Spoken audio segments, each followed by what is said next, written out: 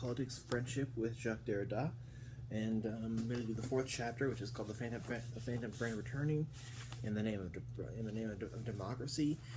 So in this one, he gets a little bit more political. Sorry, my beer bottle's on the way here. He gets a little bit more political, a little bit more actually political, instead of just talking about. In like the first three chapters, he talks a lot about what friendship is, what community is. I mean, he doesn't really talk about what it is because he deconstructs it and throws a wrench and everything with the idea of madness here. I mean, he just kind of inverts everything and talks about truth and madness and all that stuff. And I plan on doing a video kind of just talking about how he talked about madness and truth in this book. But in the Phantom Friend Returning, he talks about the idea of the phantom and how, how inverse concepts can be phantoms of each other, how friend is a phantom of enemy and how enemy is a phantom of friend, or how being and how that can even reduce to how being is a phantom of not being, and how not being is a phantom of being, and how that whole thing works. But and then the fifth one will be absolute hostility, and it's going to be pretty interesting as we continue here. The world would be hanging on a sort of elementary borderless hypothesis. A general conditionality would spread over all certainties. The virtual space and time of the perhaps would be in the process of exhausting the force of our desires, the flesh of our events, the uttermost life of our lives. So a general conditionality of all things. A conditionality of all things would be almost like a possibility. It's almost how a conditionality is different from a certainty, in that a conditionality is almost thinking of the operator in logic, the conditional, how the whole if-then thing, where it's things are not certain. It's a conditionality can almost be looked at as a uncertainty, and how this conditionality spreads over all certainties, and that's a lot of what the phantom itself is. It would resemble nothing, nor would it gather itself up in anything, lending itself to possible reflection. It would no longer relate to itself. There would, however, be absolutely no indifference. It would not be. In other words, it would not be present, either with the other or with itself. Should it present itself, should it with some words say I, its speech could only be that of a madman. And if it described itself as living, this would again be, and more probably than ever, a sign of madness. And that's talking about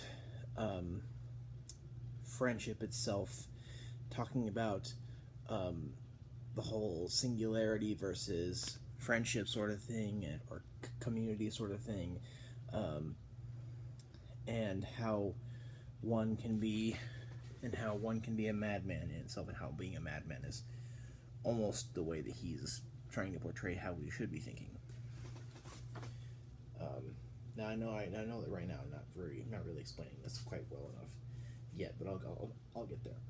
One would then have the time of a world without friends, the time of a world without enemies, the imminence of a self-destruction by the infinite development of the madness of self-immunity. So, given this madness thing, this, in a phantom friend, meaning that there's no friend and yet there's this community, but we would have a world without, given what he's saying here, we would have a world without friends, without enemies, of pure solitude, of pure singularity. And that's almost a self-destruction, because other has to do directly with self. He says that in a different way, though. There are questions we therefore murmur to ourselves, the whisper of the aforementioned fiction, just for a start, without an enemy, and therefore without friends. Where does one then find oneself qua a self? So how are you if there's no friends and there's no enemies, and there's barely any self or solitude? How do you find yourself as a self, given this whole thing, given madness, given the phantom friend itself? With whom? who's contemporary? Who is the contemporary? When and where would we be ourselves? We, in order to say, as in Nietzsche's unbelievable telepoiesis, we and you. Let us call these questions fictive questions to recall an evidence of common sense. I can address them, these anguished but abstract fleshless questions, only to an addressee. I can only throw them out towards a reader, whoever he may be. I can only destine them with a precipitative supposition of a we that by definition and by destination has not yet arrived to itself. This is no longer the time to take one's time, as a number of our well-intentioned contemporaries must no doubt think. Who, if not Nietzsche, set out to overturn, to contest even their elementary identity, to dissolve what is irreducible to analysis in them, to show the ineluctable necessity of this perversion, which made opposites pass into one another, the friend into the enemy, the strong into the weak, the hegemonic into the oppressed, and so forth, and who brought it off then in an ensemble or a field, but one henceforth without an assignable limit, without assured and reassuring ground, but all the more finite for this very fact. Perhaps in a world which suddenly no longer holds together, which has split asunder, no longer closes, is no longer within it, and appears to be delivered over to what resembles a chaotic madness, to disorder and randomness. So he's kind of constantly disintegrating and dissolving everything into itself here, constantly about this all this same stuff. All of this affirmation does not rely on any assured contemporaneity. We belong to the time of this mutation, which is precisely a harrowing tremor in the structure of our experience of belonging, therefore of property, of communal belonging and sharing, religion, family, ethnic groups, nation, homeland, country, state, even humanity, love and friendship, be they public or private. We belong to this tremor, this void. If that is possible, we tremble within it. It runs through us and stops us dead in our tracks. We belong to it without belonging to it. We belong to it without belonging to it. Within it, we hear the resonant echo of all the great discourses. We have already named those of Bataille, Blanchot, and Nancy. For example, there are others, still so many others, far removed and quite so close to us, where they assume the risk and responsibility, but also where they give themselves over to the necessity of thinking and formalizing, so to speak, absolute dislocation, borderless disjoining, when these thinkers point to these obscure plights, sometimes occurring according to the time without duration of a thunderbolt, sometimes following the regular revolutions of a watchtower. So I feel like he's kind of going further down and disjoining and causing. He's also discussing this tremor, how we belong to this tremor, this rupture. He's used the word rupture before. What would a political history or philosophy, at last realistic in truth, do if they did not assume, so as to be confused by and to account for the extreme formalization of the new aporias, the semantic inconstancy, all the disquieting conversions that we have just seen operating in these signals? What else could they do without attempting to read all the apparently contradictory possibles? Relation without relation, community without community, that these sophisticated discourses impose on our memory. Let us answer. They could do very little, almost nothing. They would miss the hardest, the most resistant, the most irreducible, the othermost of the thing itself. And such a political history or philosophy would deck itself out in realism just in time to fall short of the thing, and to repeat and repeat and repeat again, with neither consciousness nor memory of its compulsive droning. So furthermore, he's discussing a political philosophy, and as to what such a thing would do, as to what the correct government or the correct idea of justice or the correct idea of community or friendship is. And the whole idea of such a thing is to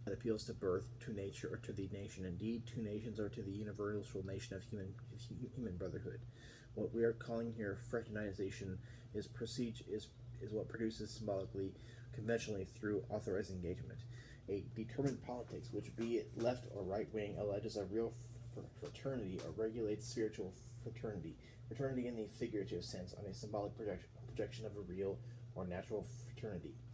Has anyone ever met a brother, a uterine or consanguine brother in nature?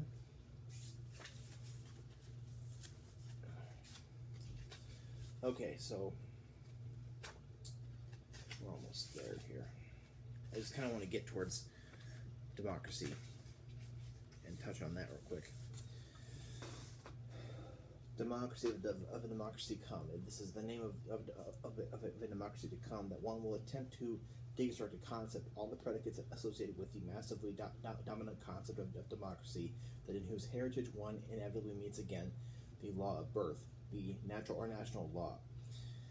What remains or still exists in the deconstructed concept of democracy, which guides us endlessly, which orders us not only to engage a deconstruction, but to keep the old name, and to deconstruct further in the name of a democracy to come. That is to say, further, which enjoins us still to inherit from what forgotten, repressed, misunderstood, or unthought in the old concept or throughout in history will still be on the watch, giving off signs or symptoms of a stance of survival, coming through all the old and tired features.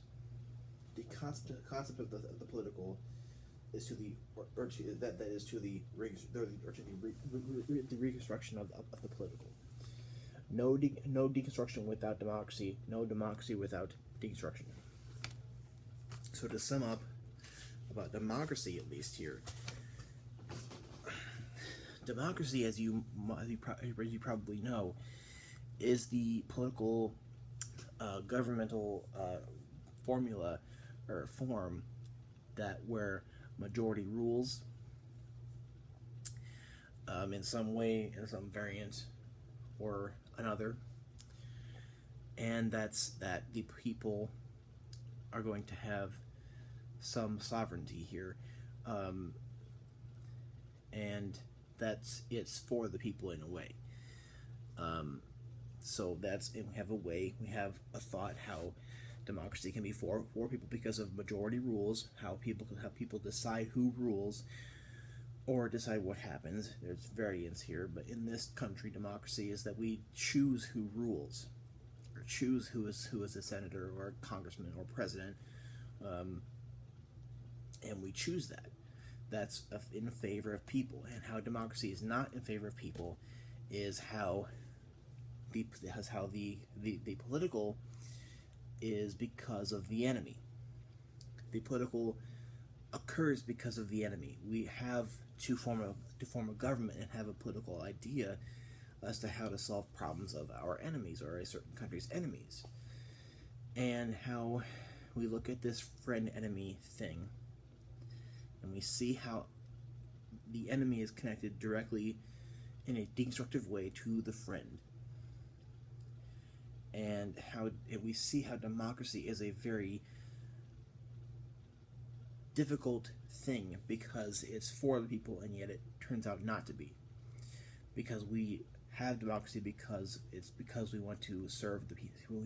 We want to have service for the people, and yet having democracy because of the enemy is against the friend and thus against people. So democracy is, what did he say?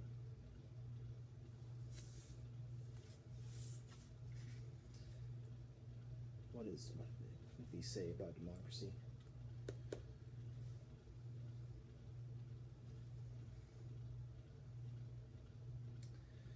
Democracy is the ethos of deconstructive self-delimitation. Delimitation is not only the name of a regulative idea and an indefinite perfectibility, but every time in the singular urgency of here and now, precisely through the abstract and potentially indifferent thought of number and inequality.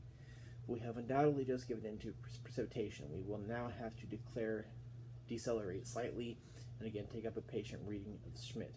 We were drawn into this detour, as the reader will perhaps recall, by the highly illegible justification that Schmidt gives in a few lines to choice of his words, sometimes to his concepts: private enemy slash public or political enemy, war and internal dissension, war and civil war. The detour was necessary in order to try and understand what enemy on our side on the home front has meant over the centuries, and what in respect we shall try to show further in what this double identification engages in privileged fashion both brother friends and brother enemies in the same process of fraternization. So, democracy, if I can recall exactly what he said about that, there's one line I forgot to put down. Democracy is a difficult thing because it's for the people, and yet yet it really isn't. It's yeah, I guess I can't really explain it any further because there's one line sorry I forgot about. But if you have any questions, or you wanted me to include something, or if you want to talk about something a little bit more, comment below and let me know. Or if you think I left something out or messed something up, or you want to jump into the discussion, comment below. Thank you.